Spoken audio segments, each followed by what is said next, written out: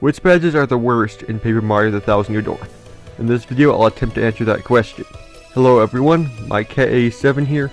A few weeks ago I made a video about which badges are the best. Today I'm going to look at the other side of the coin and share my personal 10 worst badges in TTYD. The same rules from before still apply to this list. This is from my perspective as a challenge runner. I won't be considering badge farming or extreme stacking, and this is just my opinion. I also decided to exclude badges that don't have an effect in battle, as hating on badges that weren't meant to do anything in battle would just be silly. There won't be any honorable mentions this time, as there weren't actually that many badges that were bad when excluding ones that would do anything in battle. With that out of the way, let's get started. Number 10. Pretty Lucky P. This badge causes enemy attacks to miss partners 10% of the time. This certainly isn't an absolutely terrible badge, but it still just barely made this list. Partner vision isn't particularly useful since partners have a decent amount of health and there are several of them. There aren't any major consequences for partners fainting, so there isn't much reason to spend VP protecting them. It is also nowhere near reliable. There will be plenty of times where this badge will do nothing to help you, as it's only a 10% chance. There are better things you can spend 2 extra BP on, such as Mario's Pretty Lucky or Happy Flower. Overall, Pretty Lucky P is far from the worst badge, but I still wouldn't see myself using it. Number 9. HP Drain. This badge allows Mario to cover 1 HP per attack turn, but lowers his attack by 1. This was unfortunately severely nerfed from the original Paper Mario, as it no longer recovers 1 HP per hit, but 1 HP for the entire turn. It might still be an okay badge if there were some more strong defensive options to go alongside it, but unfortunately, TTYD generally favors offense over defense. As such, the 1 HP recovery per turn isn't all that helpful, especially since it comes at the cost of 1 attack power. Also, it isn't obtained until chapter 5, which doesn't help.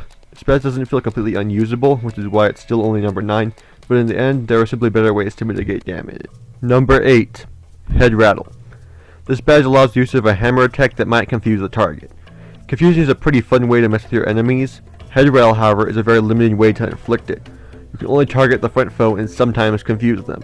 There really aren't very many situations in which it's worth spending a turn trying to confuse one enemy, especially considering all the better ways you can spend that turn. If you want to confuse your foes, Infatuate or Rune Powder are much better options. This badge is at least only 1 BP in cost, but it's still pretty useless nonetheless. This might not be the worst ability granting badge, but it still isn't very good. Number 7. Simplifier. This one makes action commands easier, but reduces the amount of star power you receive. Action commands aren't very difficult if you're an experienced player. As such, there is no reason to spend 1 BP to make them easier, especially if it reduces your star power regeneration. Unfortunately, it also doesn't help with guards or super guards unless more than one is equipped.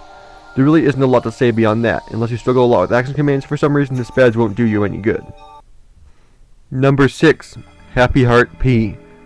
This badge has a 33% chance to recover 1 HP on your partner each turn. Partner recovery isn't very useful for more or less the same reasons as partner evasion. It's not reliable, and partners rarely need that kind of support.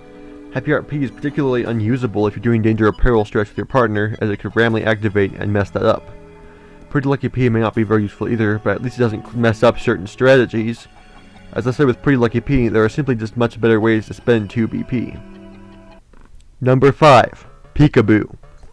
This badge reveals enemy HP. As convenient as that may be, it's of no use to those who have enemy HP memorized. If you already know your enemy's HP, this might as well be a waste of not only 2 BP, but 7 star pieces as well. The fact that you have to trade star pieces for this makes it even worse, since there are other badges in Dazzle's collection that you'll likely want to get as soon as possible. Even if you don't know your enemy HP, you can always use Gambilla's title, or just look it up on the internet. As such, you'd be better off saving star pieces for something of actual value. Number 4. Tornado Jump. This badge allows use of a jump attack that creates tornadoes to damage other airborne foes. Airborne foes aren't pretty uncommon. As such, you won't come across very many situations in which this badge will do much. There are also simply better options for dealing with airborne enemies, such as multi-bounce. The tornadoes also do fixed damage, which means stat buffs won't make this move any better. Stacking 2 of these increases the damage the tornadoes deal, but at that point, it simply isn't worth the BP or FP cost. In the end, I find this to be the worst ability granting badge, as it's greatly outclassed by other attacks. Number 3. Petty Flower. Now we're getting into the badges that are actual trash. This one has a 30% chance of recovering 1 FP upon taking damage. This one has a very bad reputation among both casual players and challenge runners. I see a good amount of people say it's the worst badge in the game. I personally don't think it's the absolute worst in the game, but I still find it useless. What really sucks about this badge is the fact that you have to take damage for it to do anything. A lot of strategies in TTYD revolve around not taking damage, especially since super guards are a thing. This badge might be okay if it was reliable, but it most certainly isn't. Even if you take damage, it still is fairly likely that it won't do anything. Like, come on, do they really have to make it that unreliable? It may not be the worst of the worst in my eyes, but it still sucks. Number 2. Return postage. This badge deals half the damage dealt by direct attackers back to them. First off, this badge is overpriced. 7 BP is too expensive for what this badge does. Also, like Pity Flower, this badge does nothing unless you take damage. That alone puts it in a bad spot, but that's not the only problem with it. You will most likely be done with everything by the time you get it, since it's on floor 100 in the pit. You could probably put almost any badge there, and it would be at a notable disadvantage. In the end, this is not only a disappointing pit reward, but also the runner-up for the worst badge in the game. Finally, number 1 is HP Drain P. It's finally time to talk about the badges that I consider to be the worst of the worst. This one is HP Drain except for partners. If you were paying attention for number 10 and number 6, you already know that partners don't need defensive support. This, however, is the worst offender when it comes to defensive partner badges. Since recovery is hardly beneficial, you might as well be paying 1 BP to lower your damage output when you equip this badge. At least all the other badges I talked about did something to help you, or didn't have a major drawback. When it comes to the badges in TTYD, it doesn't get any worse than this right here. I hope you enjoyed this video. What badges do you think are the worst in Paper Mario the 1000-Year Door? Comment to let me know. I'm planning to cover more things related to Paper Mario in future videos. If there's anything you'd like to see me cover, please let me know.